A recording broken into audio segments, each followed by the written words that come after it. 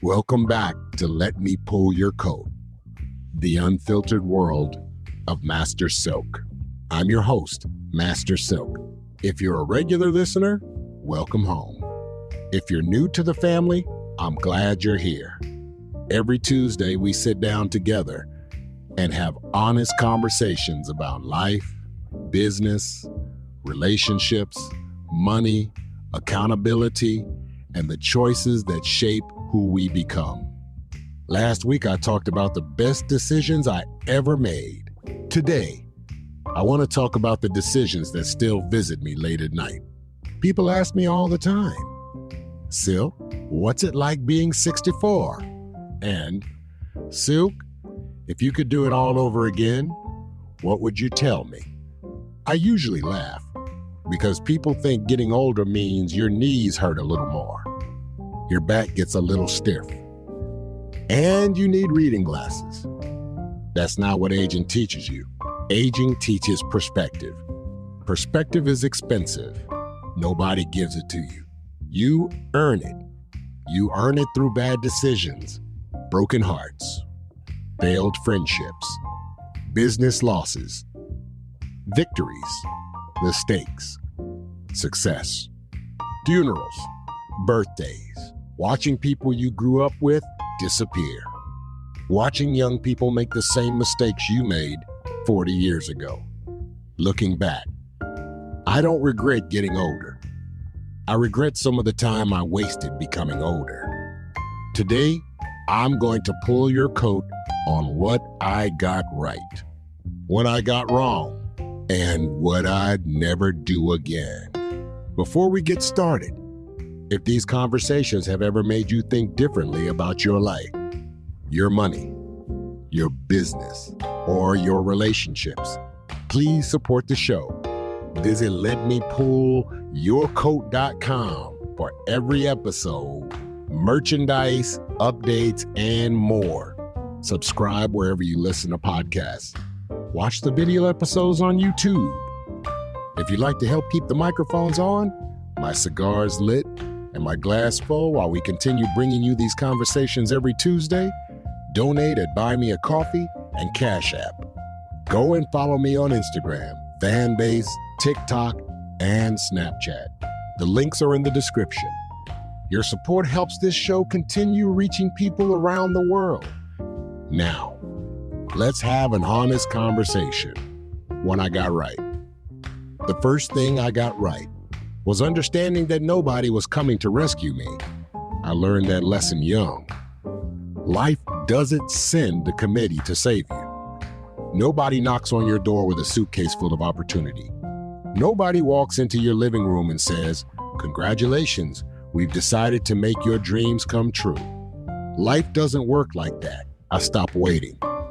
I started building. I stopped wishing. I started working. I stopped blaming. I started accepting responsibility. Looking back, that decision changed everything. Because once you realize your future belongs to you, nobody can steal it without your permission.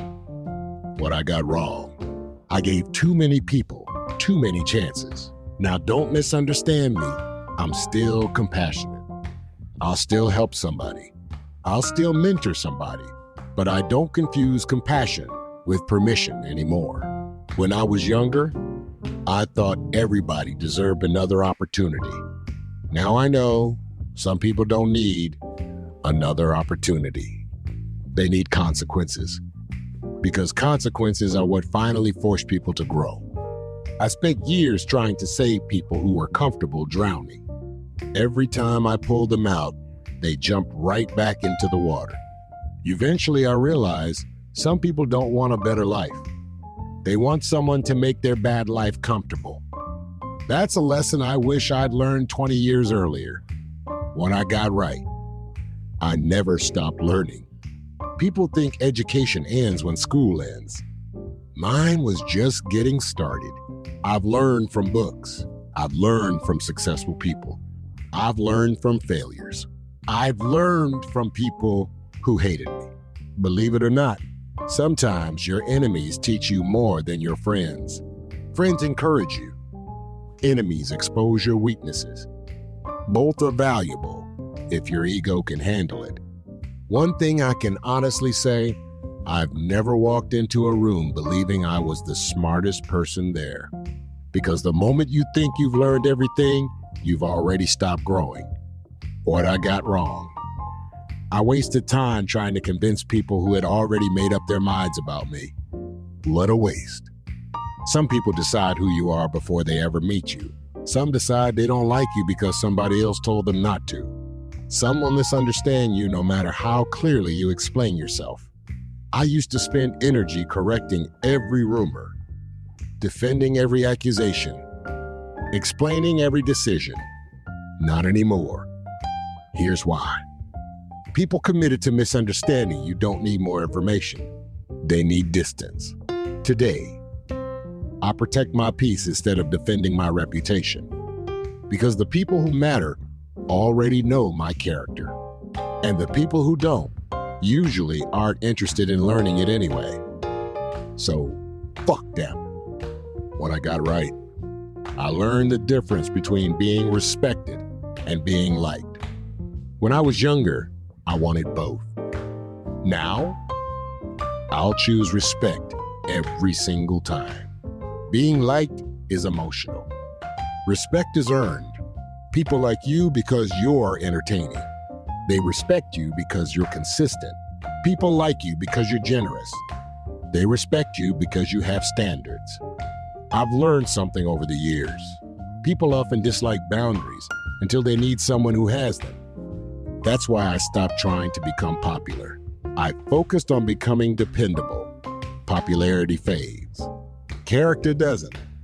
What I got wrong. I thought success would silence critics. That might be one of the biggest lies I ever believed. I honestly thought if I work hard enough, build enough, help enough people, eventually everybody will respect me. I couldn't have been more wrong. Success doesn't eliminate critics. It creates new ones. Some people become uncomfortable when your life reminds them of the excuses they've been making. That isn't your responsibility. Once I understood that, I stopped chasing approval. I started chasing purpose. And let me tell you something, purpose sleeps a whole lot better than popularity. I'll give you an example. I am currently worth over 8 figures. I actually have enough money to set up my entire family and their offsprings for life. But I still have family and friends barely scraping by that have lost access to me for various reasons. Reasons I won't get into on here. Those of you that know me know the reasons. They anticipate my downfall. They pray for it. Sorry to disappoint them. When I got right, one thing I absolutely got right was learning that money is a tool, not a destination. When I was younger, like a lot of people, I thought making more money would solve most of my problems. Then I started making more money and realized something. Money solves financial problems. It doesn't solve character problems. It doesn't fix loneliness. It doesn't repair a broken marriage. It doesn't make your children respect you. It doesn't buy loyalty. It doesn't give you peace. Money is like gasoline. It helps you get where you're going, but it doesn't tell you where you should be headed. I've met wealthy people who were absolutely miserable. I've met people with modest incomes who smiled every single day because they had peace in their homes. Looking back, I was right to pursue financial freedom. But I was even more right when I realized that freedom meant more than dollars. Freedom meant owning my time. Freedom meant choosing who I spent my days with. Freedom meant never having to betray my principles just to pay a bill. That's real will. I never have and never will sacrifice my dignity for a payday. What I got wrong. I spent too much time trying to prove people wrong. I don't anymore. When you're young, criticism feels personal. Somebody doubts you, and you feel like you got to show them. Somebody says you can't do something, and suddenly your whole life becomes a mission to prove them wrong. I lived some of those years. Then one day it hit me. Even if I prove every critic wrong, they'll just find something else to criticize. Some people are committed to misunderstanding you because it protects them from confronting themselves. I finally stopped living for their approval.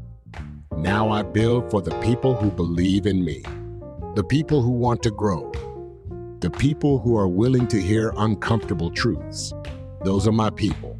Everybody else, they're just passing through. What I got right. I learned that peace is worth protecting. At 23, I loved excitement. At 33, I wanted success. At 43, I wanted stability. At 53, I wanted freedom. Now, at 64, I want and have peace. Peace isn't something you stumble across.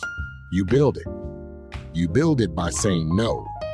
You build it by walking away from unnecessary drama. You build it by refusing to argue with people who enjoy arguing. You build it by protecting your mornings, your evenings, your family, your health, and your purpose. People think peace is passive. It isn't. Peace is expensive. It costs you fake friendships. It costs you toxic relationships. It costs you ego. It costs you needing to win every argument. But let me tell you something. I'd rather lose an argument than lose my peace. Every single time. If I could talk to my 25-year-old self, if I had 1 hour with the 25-year-old Master Silk, I'd tell him, slow down. You don't have to impress everybody. The people who matter will recognize your value without all the noise. Invest earlier. Read more.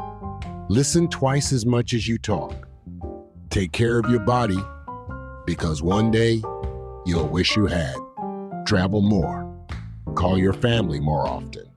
Don't stay in relationships after the respect has disappeared. Don't confuse being needed with being loved. Learn the difference between attention and admiration.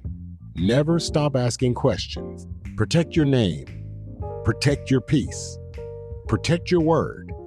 Because once people know your word means something, doors start opening that money can't buy. And one more thing. Stop worrying about people who are never going where you're headed. The legacy I hope to leave. People ask me sometimes, what do you want people to remember about you? It isn't the businesses. It isn't the money. It isn't the cars. It isn't the titles. Those things are temporary. I hope people remember that I tried to tell the truth, even when it wasn't popular. I hope people remember that I gave people something real instead of telling them what they wanted to hear. If somebody listens to this podcast 5 years from now, or 10 years from now, and one conversation helps them avoid one bad decision, and everything I've lived through was worth talking about, that's legacy. Not being remembered because you were famous, being remembered because you were useful. Today's business spotlight is for everyone who's been waiting for the right time. Let me save you some years. The right time rarely announces itself. Start the business. Register the LLC. Write the first chapter. Open the online store. Take the class. Make the phone call. Stop waiting until you feel ready. Most successful people weren't ready. They were simply willing. Shout out to our Let Me Pull Your Coat family. Thank you.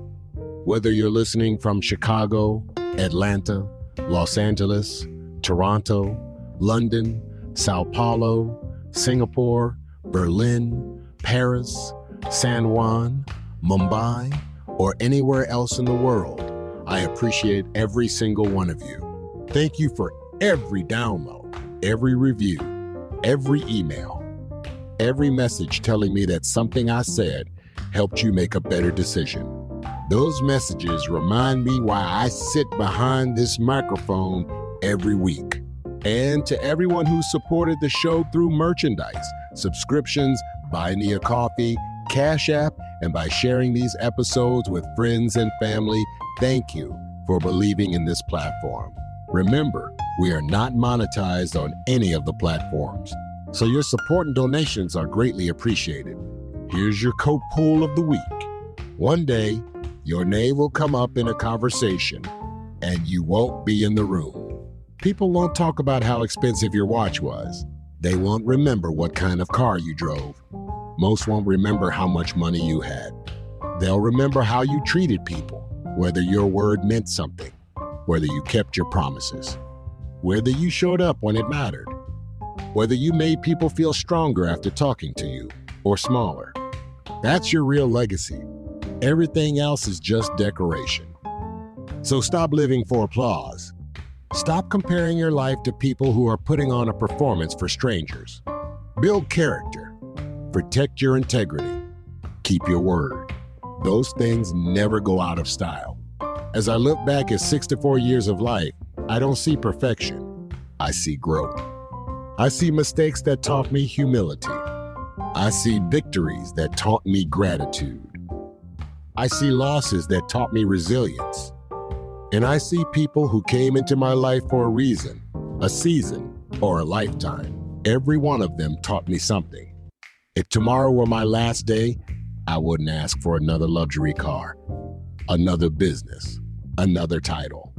I'd ask for one more conversation with the people I love, one more chance to tell them I appreciate them, one more opportunity to leave somebody better than I found them. Because when this journey is over, that's what will matter. Not what I owned, but who I helped. If today's episode meant something to you, don't keep it to yourself. Share it with someone who needs to hear it. Subscribe wherever you get your podcasts. Leave a 5-star review because it helps more people discover these conversations. Visit letmepullyourcoat.com for every episode, exclusive content, merchandise, and updates. Watch the full video episodes and bonus content on YouTube. If you'd like to support the show, visit Buy Me a Coffee and Cash App and help keep the microphones on, the cigars lit, and these conversations reaching people around the world. And remember, life doesn't reward the people who know the most. It rewards the people who apply what they know. I'm Master Silk. Thank you for spending this time with me. Until next Tuesday, I wish you much love and much respect.